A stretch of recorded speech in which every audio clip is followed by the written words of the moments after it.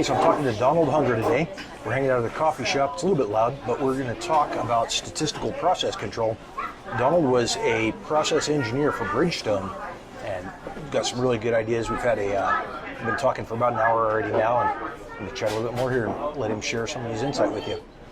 So what a process engineer is somebody that uses different kinds of strategies to triage business problems, to solve problems, and to just solve systemic problems and to go to the core root causes of things, and use strategies like the 5 why problem solving process to be able to get down and really provide solutions at the core level of processes.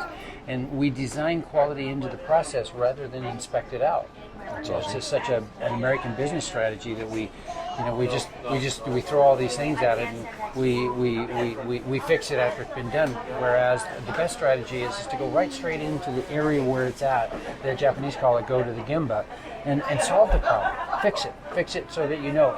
And with that, you learn to benchmark and you learn to use strategies to identify things. And that's why I want to lead into this strategy called statistical process control. It's one of the most beautiful, eloquent mathematical formulas that once you begin to understand even a small element of it, you begin to see that you have a great new perspective on why we have so many failures in our management systems. So in statistical process control, what it does is it gives us the ability to identify variation. We want to know what our process's capabilities are, so we use statistical process control to understand that variation. So within the statistical process control, you can see here that I have drawn, the lines 0 to whatever number and then 0 to whatever number, and then we've charted out, say for example, we're driving a route. So we chart out how many minutes it takes to drive that route. So now we know as we look at this, we know where our mean is at. So what we establish, and I'm going to draw this in, is what's called the upper control limit and the lower control limit. And within that upper and lower control limit, that's our process capabilities. That's how long it takes us within that mean to get from point A to point B. Now we can make our next decision on what we want to do within that realm. We know how the max time is, we know what the minimum time is. That's the strategy to be able to document our process. Now where it gets really interesting is all of a sudden we have an outlier that pops up outside of our norm, clear up here. And all of a sudden, boom, everybody's running to the new problem because we're late on a delivery. That's called random deviation. Random deviation is uncontrollable. That's where American business, government, everybody spends their time on random deviation. That is uncontrollable. And if you have the strategy to understand where your processes are at, you begin to understand that no matter how much time, energy, money, and resources you spend on it, you can't control random deviation. We need to control what's happening in here, not out here. We control this, not this. So now somebody that's running a small business that's looking to, or not even a small business, somebody that's running a business that's looking to improve those processes, what do you recommend as far as? Well, first of all, to begin to understand process control, statistical process control, in and of itself changes the way you think about things. Because now you begin to understand that, are we chasing rabbits? Are we really being effective at our decision making? Are we chasing random deviation that's going to be popping out everywhere? Or are we going into the core of our process and working on improving our process? That's the key, is making sure that you're getting the biggest bang for your buck, to make sure that you're effectively doing that. And the other thing is that this little variant out here, it's not employee driven most of the time. It's process driven. And processes are the responsibility of management, not employees. So do you offer a service like that where somebody can get a hold of you to? The core of fundamentally understanding your business is to understand your process, to lay out a strategy, and to create a value stream, to chart your system out where you know that each time you go from point A, you transition into a new step, you start a new block in your process. And that lends itself the ability to begin to do value stream mapping, to identify the value of your processes, to understand whether or not your process is adding value. You've got to make sure that everything you're doing is adding value.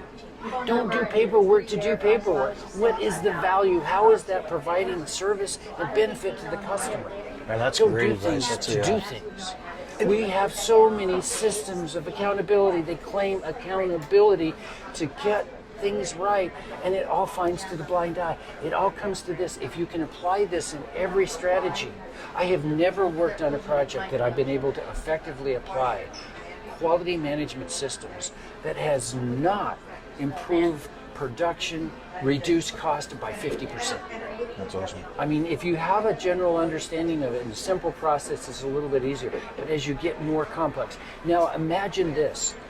You're charting out your process. You're hitting all of the times for your delivery. Everything is working good, and you make a change. You get to see the ripple effect through your entire system of how things are affecting other people, because management will come in and say, do this, and they don't know where their system is at.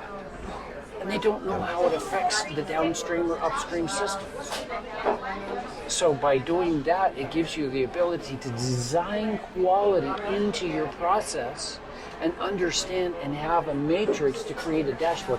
And if you can tie this into a matrix of your system and your database, where you're using computer systems and you can start tying these strategies in, then you can start creating dashboards and you can monitor the flows of your systems.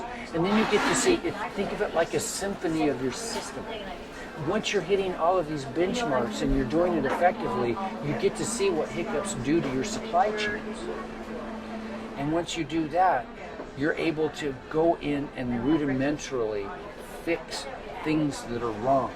So if somebody's trying to either get a hold of you or figure out, maybe a book or some kind of a course or some type of software they use, what would you recommend for a small business? Send me an email. My email address is donniehunger, DONNIEHUNGER, 123@gmail. Send me an email and I will send you some information and get you connected to some things that will change the way that you think and see about your business processes, your workflows on how you do it. Changes everything. Pretty soon it's almost like finding God.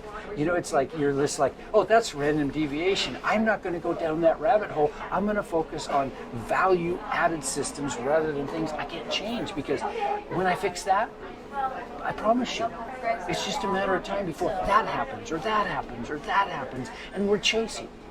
And we're fighting fires. We're not systemically improving our systems and our processes when we're doing that. How long have you been in the process engineering side? How long I have have you been studying this for over 30 years. I worked with one of the top iguanas of teaching this. His name was Edward Deming. I actually got to study under him. Edward Deming is the one that went to Japan and implemented this strategy, and it is the result of why Toyota is doing what it's doing. Why Toyota has been able to emerge as one of the top manufacturers in the world. I mean, are you talking about quality control during the manufacturing process, Yeah. instead of inspections post? Right. So by doing quality management systems, by managing for quality within your processes rather than inspecting it out, and that's the story I want to share with you real quickly.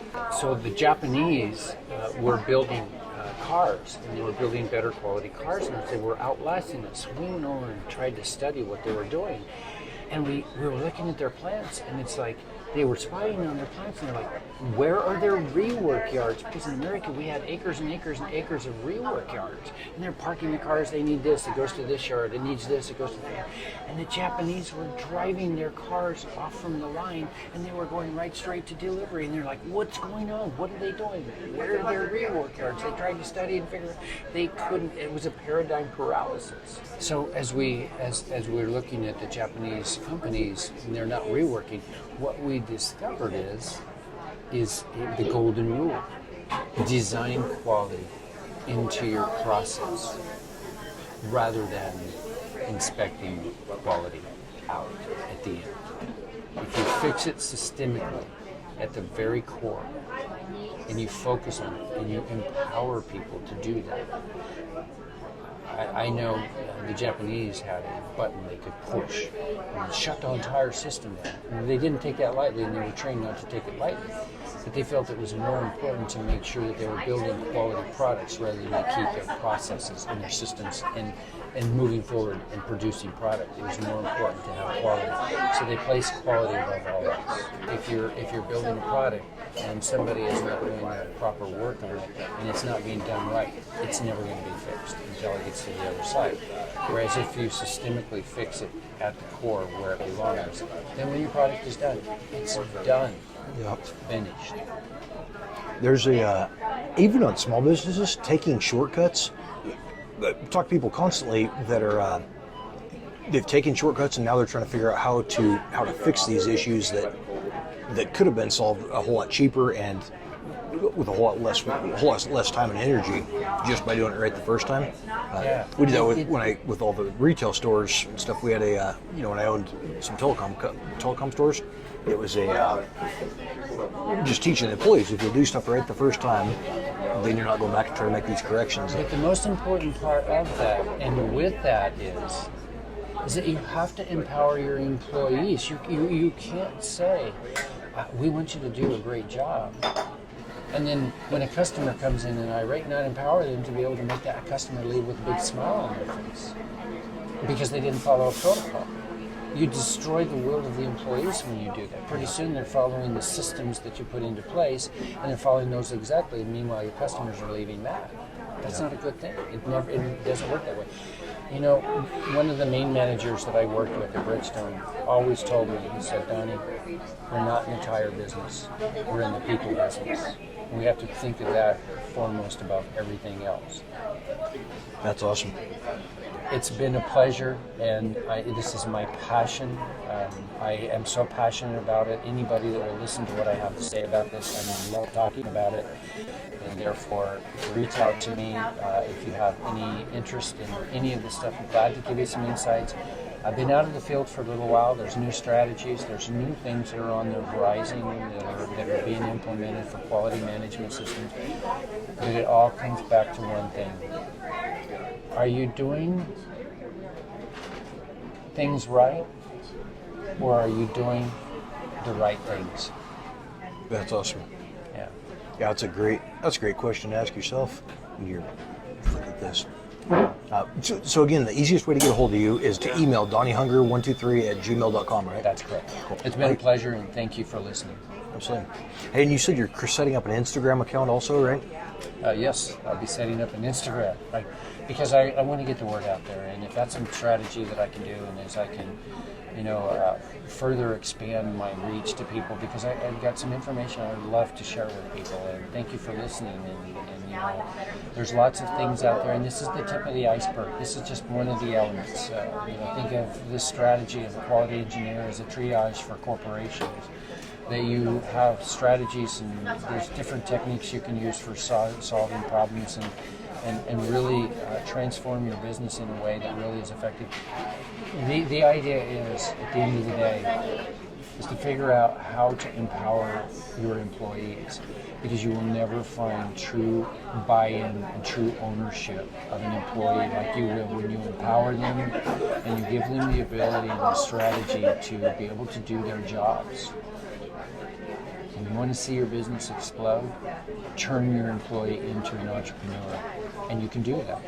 You can do that by empowering them. And thanks again. I sure appreciate you.